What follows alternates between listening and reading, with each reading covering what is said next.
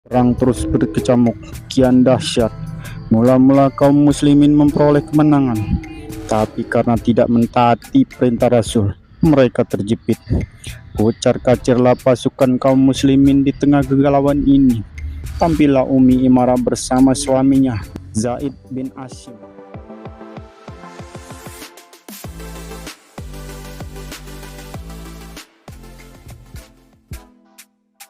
Dia adalah wanita yang besar jasanya dalam penyebaran Islam. Dia kunjungi rumah-rumah wanita Quraisy di Mekah. Dia sampaikan kepada mereka tentang buruknya menyembah berhala dan tentang betapa baiknya akidah Islam yang dibawa oleh Muhammad bin Abdullah. Dipaparkannya nilai-nilai luhur Islam dan kebahagiaan yang akan dirasakannya bila memeluk Islam, dan betapa kesengsaraan akan senantiasa dialami bila tetap berada dalam kekafiran. Dialah Ghaziah binti Jabir bin Hakim dari suku Amir. Suku ini termasuk dalam suku Quraisy. Sungguh lancang si Ghaziah itu, ucap orang-orang kafir Quraisy geram. Dia harus diberi pelajaran. Tak lama kemudian ditangkaplah Ghaziah. Kalau bukan karena keseganan kami terhadap kamu, tentu jiwamu sudah melayang, kata mereka. Lalu Ghaziah dilemparkan ke atas punggung unta dan diikat. Hal ini mereka lakukan untuk menghukumnya, dan dibawalah dia kepada kaumnya. Sepanjang perjalanan menuju kaumnya itu, dia tak diberi makan maupun minum. Ketika itu panas amat menyengat. 3 hari lamanya dia mendapat siksaan seperti itu. Pada hari ketiga, orang-orang kafir itu beristirahat dan mereka membiarkan Ghaziah di bawah sengatan terik mentari dalam keadaan terikat sampai pingsan. Mereka berteduh di bawah pohon, makan dan minum. Dikala orang-orang kafir itu makan dan minum di bawah pohon, datanglah seorang menyiramkan air kepada Ghaziah dan meletakkan sebuah ember berisi air di atas dadanya. Lalu minumlah Ghaziah sepuas-puasnya.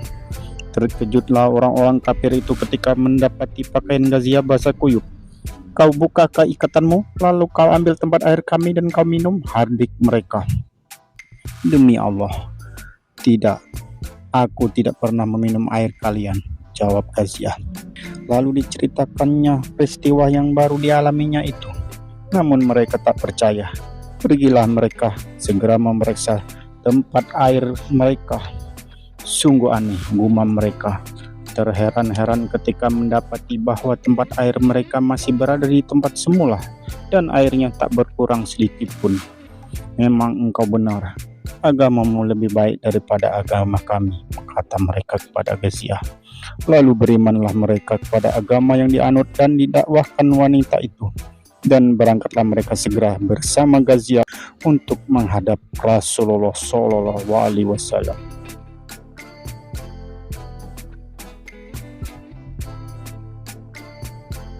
Pada suatu hari, Talib berkata kepada ibunya, Arwah binti Abdul Muthalib, Ibu, aku telah mendapatkan kebenaran dan menjadi pengikut Muhammad. Yang perlu kau bantu dan bela adalah saudara sepupumu, yaitu Muhammad.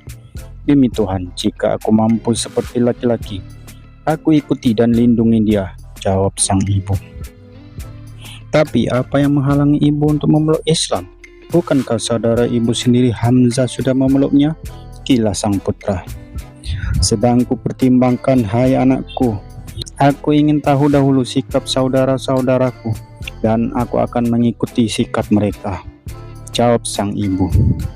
Ibu, yakinlah bahwa dia yaitu Muhammad telah mendapatkan kebenaran dari Tuhannya, Tuhan kita, Tuhan alam semesta.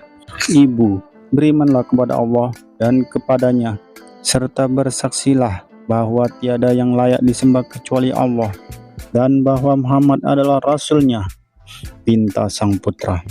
Merasuklah kata-kata putranya dan bergetar hatinya.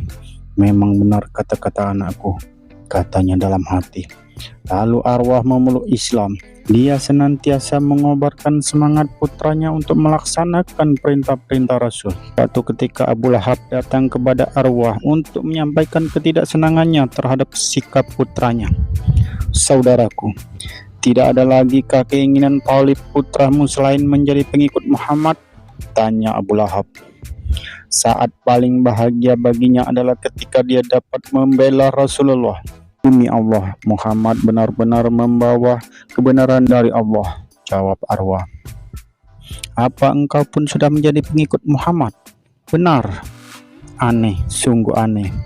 Kau tinggalkan agama Abdul Muthalib dan kau ikuti agama Muhammad. Temuilah kemenakanmu, belalah dia.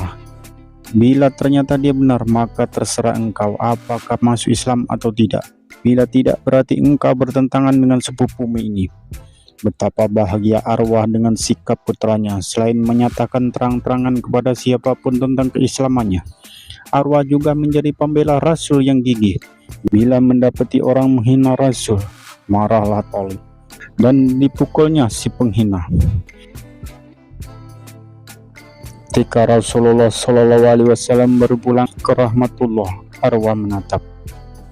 Ya Rasulullah, dikaulah pelita harapan kami, tumpuan hidup kami. Kini segalanya hampa dan gersang, tapi di dalam kalbu ini dikau senantiasa berada. Di hari nan cerah itu, Ummi Imarah melihat rombongan orang Ansar pulang dari Makkah. Gerangan apa yang terjadi, katanya dalam hati. Dicarinya berita tentang rombongan itu.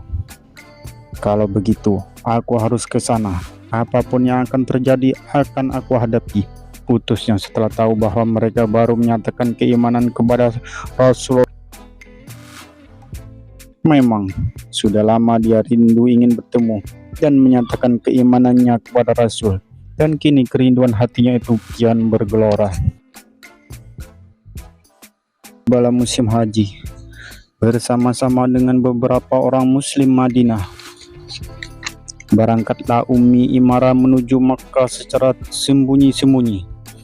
Tak seorang kafir pun mengetahui keberangkatan mereka.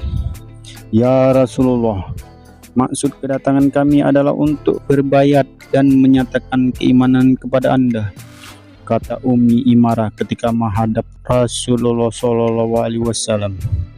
Ya Rasulullah, aku bersumpah akan melindungi dan membela Anda sebagaimana aku melindungi dan membela keluargaku. Sumpahnya setelah baiat dan pernyataan keimanannya itu diterima oleh Rasulullah SAW. Allah benar-benar memberkati orang-orang mukmin ketika mereka membaiatmu di bawah pohon itu. Dia mengetahui isi hati mereka, dan karena itu Dia menurunkan ketentraman jiwa dan membalasnya dengan kemenangan yang segera. Al-Fat ayat 18. Kemudian pulanglah Ummi Imarah ke Madinah bersama kaumnya dengan diliputi kegembiraan karena telah memeluk Islam dan bertemu Rasulullah SAW. Beberapa bulan kemudian meletus perang Uhud, perang di antara kaum muslimin dan kaum kafir. Ummi berada di barisan Rasulullah. Dia bertindak sebagai perawat pejuang-pejuang muslim yang terluka. Dia berjuang demi Islam dengan segenap jiwa, raga dan miliknya. Perang terus berkecamuk, kian dahsyat. Mula-mula kaum muslimin memperoleh kemenangan, tapi karena tidak mentaati perintah Rasul, mereka terjepit. Kocar-kacirlah pasukan kaum muslimin di tengah kegalauan ini. Tampillah Ummi Imarah bersama suaminya Zaid bin Asim dan dua putranya Habib dan Abdullah untuk melindungi Rasul. Dengan pedang di tangan kiri dan panah di tangan kanan, dia melindungi Rasul sampai tubuhnya penuh dengan luka-luka. Kedudukan nasibah Ummi Imarah hari ini benar-benar lebih tinggi daripada kedudukan si Anu dan si Anu. Ucap Rasul kagum melihat keberanian dan keberhasilan Ummi Imarah melindungi beliau.